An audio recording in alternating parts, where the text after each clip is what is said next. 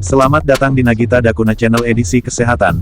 Kali ini kita akan membahas tentang obat Clomipramin.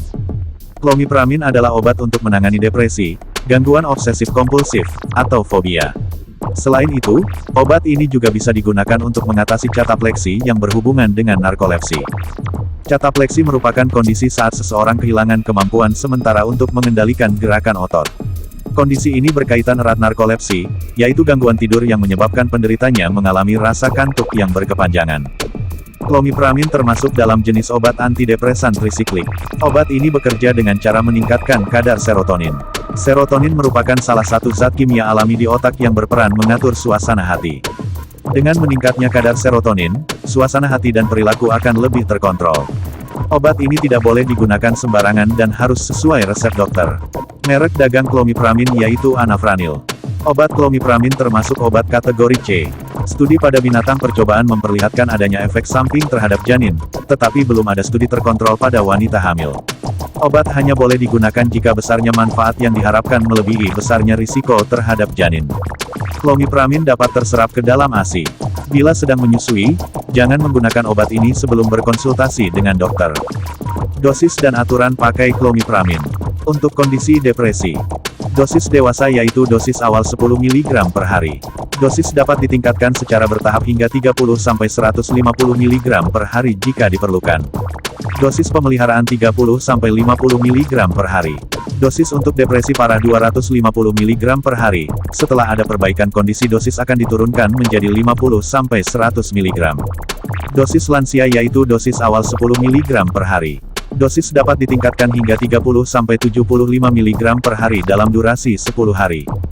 Untuk kondisi fobia atau obsesif kompulsif disorder atau OCD, dosis dewasa yaitu dosis awal 25 mg per hari, dosis dapat ditingkatkan hingga 100-150 mg dalam 2 minggu. Dosis lansia yaitu dosis awal 10 mg. Untuk kondisi terapi tambahan untuk katapleksi yang berhubungan dengan narkolepsi, dosis dewasa yaitu dosis awal 10 mg per hari. Dosis dapat ditingkatkan secara bertahap hingga 10-75 mg per hari.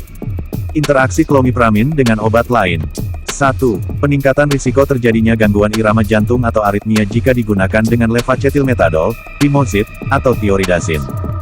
2. Peningkatan risiko terjadinya sindrom serotonin jika digunakan dengan triptan, fentanyl, litium, tramadol, atau obat antidepresan golongan MAOI dan SSRI. 3. Peningkatan risiko terjadinya perpanjangan interval QT jika digunakan dengan diuretik, obat antiaritmia, penotiazin, pimozid, terfenadin, atau obat antidepresan golongan trisiklik lain, seperti amitriptilin. 4. Peningkatan risiko terjadinya perdarahan jika digunakan dengan antikoagulan, obat antiinflamasi nonsteroid atau NSAID, atau agen antirematik, seperti sulfasalazin.